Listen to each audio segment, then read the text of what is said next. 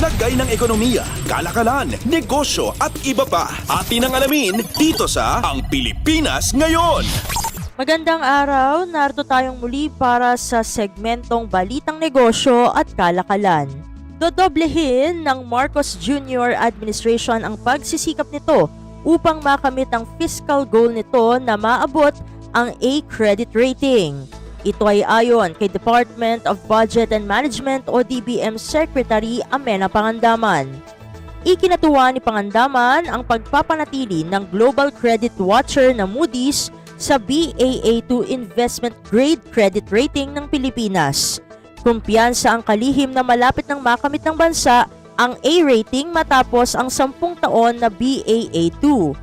Matatandaan naman na noong Huwebes ay pinanatili ng Moody's ang Baa2 Investment Grade Credit Rating ng Pilipinas na may stable outlook dahil sa economic at fiscal reforms ng bansa.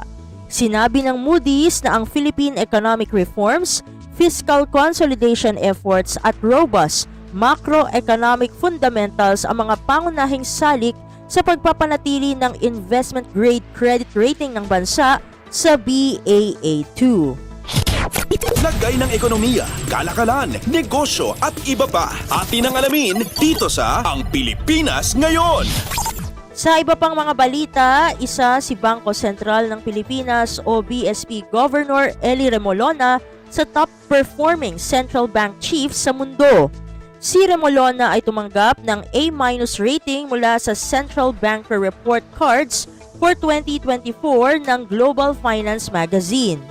Mula sa halos 100 central bankers sa buong mundo, si Remolona ay isa sa 15 nakakuha ng A- rating.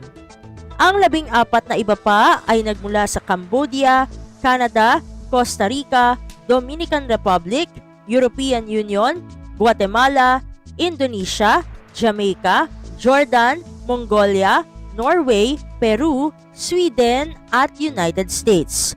3 central bankers mula Denmark, India at Switzerland ang nakatanggap ng pinakamataas na rating na A+, habang 7 ang nakakuha ng A ratings. Lagay ng ekonomiya, kalakalan, negosyo at iba pa. Atin ang alamin dito sa Ang Pilipinas Ngayon. At sa pagwawakas ng ating segmento, 3 Agrarian Reform Beneficiaries Organizations o ARBOS sa lalawigan ng La Union ang nakatanggap ng 2 milyong pisong pautang mula sa Department of Agrarian Reform o DAR. Ayon kay DAR Secretary Conrado Estrella III, ang naturang pautang ay nagmula sa Accessible Loans for Empowered, Resilient, and Transformed Agrarian Reform Beneficiaries Organization o Alert ARBO program ng ahensya. Layunin ng pautang na suportahan ang mga pagsusumikap sa produksyon ng palay ng 54 na Agrarian Reform Beneficiaries o ARBs mula sa mga organisasyong ito. Ang programang ito na isang kolaborasyon sa pagitan ng DAR, Department of Agriculture, Department of Environment and Natural Resources, Land Bank of the Philippines at Agricultural Credit Policy Council ay idinisenyo upang magbigay ng abot-kaya at napapanahong tulong pinansyal sa mga ARBO at kanilang mga miyembro. Layon nitong mapahusay ang kanilang mga kasanayan sa pagsasaka at mapataas ang kita ng kanilang mga pamilya. Lagay ng ekonomiya, kalakalan, negosyo at iba pa. Atin ang alamin dito sa Ang Pilipinas Ngayon. At dito na natatapos ang ating segmentong Balitang Negosyo at Kalakalan para sa Radyo Pilipinas World Service. Ito si Steph Vicente. Muli, magandang araw.